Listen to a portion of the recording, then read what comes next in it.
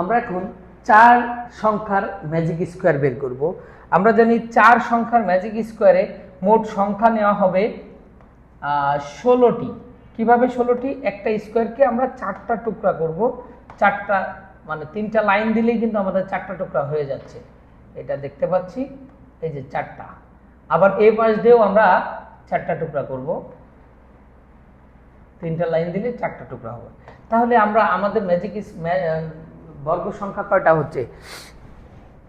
1 2 3 4 5 6 7 8 9 10 11 12 13 14 15 16।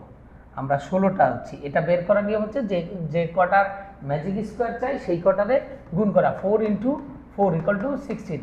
আর একটা জিনিস আছে, সেটা হচ্ছে এই ম্যাজিক স্কোয়ার এই পাশ থেকেই 4টা সংখ্যা যোগ করলে কত হবে সেই সামটা আমাদের আগে থেকে বের করতে হবে। তার একটা ফর্মুলা আছে। ফর্মুলা হচ্ছে n × n² + 1/2। n কত? আমরা 4টা ম্যাজিক স্কোয়ার করছি, মানে একটা স্কোয়ারকে 4টা ভাগ করে সেই ম্যাজিক স্কোয়ার করছি। তাহলে 4 হচ্ছে আমাদের n এর মান।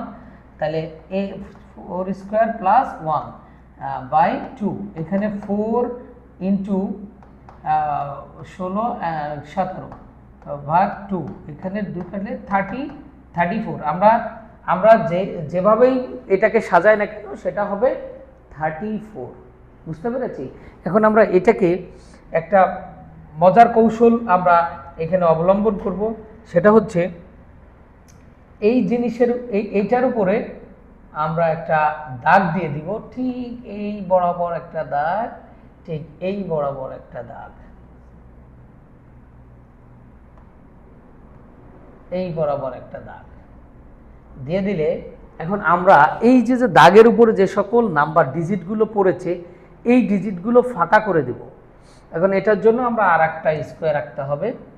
হ্যাঁ, এটা ফাঁকা করে দিলে আমরা একটা জিনিস কাজ করতে পারি এভাবে, যে আমরা এই যে 13 যে এই পাশে আছে, এই 13টাকে আমরা এই পাশে নিয়ে যাব, মানে এই নাম্বারটাকে ওই পাশে লেখা শুরু করব। তারপরে 10, আমরা 10 এইখানে লিখব। তারপরে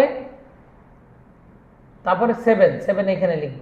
তারপরে 4 এখানে লিখব। জাস্ট এই লাইনটাকে আমরা উল্টাই দিয়েছি, এই লাইনটাকে আমরা উল্টাই দিয়েছি। একটু খেয়াল করি, এই লাইনটাকে আমরা উল্টাই দিয়েছি। তাহলে আমরা পেলাম এই পাশে 13 ছিল, ওই পাশে 13 পাঠিয়ে দিয়েছি। এখানে 10 ছিল, 10টা এখানে চলে গেছে। এখানে 7 ছিল, 7টা এখানে চলে যায়। 4টাকে এখানে জাস্ট রিভার্স করে দিয়েছি। সেম কাজটা এখানেও করতে হবে, একেবারেই সেম কাজটা এখানেও করতে হবে।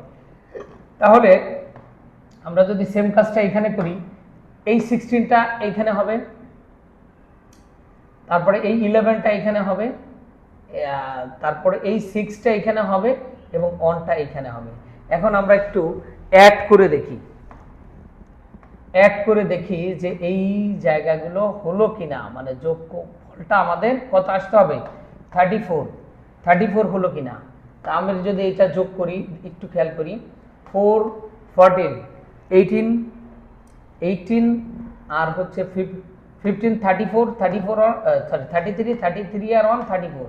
আমরা যদি এদিকেও যোগ করি, খেয়াল করি, 16 and 5 20 21 and 9 30 31 and 34 আমাদের হয়ে গেছে। আমরা যদি যোগ করি এটাও 34 হবে, এদিকেও 34 হবে, এদিকেও 34 হবে। আমরা যেভাবেই যোগ করি না কেন 34 হবে। এটা একটা টেকনিক। আরও অনেকগুলো কৌশল আছে, সেই কৌশলগুলো আমরা আবার শিখব। ধন্যবাদ।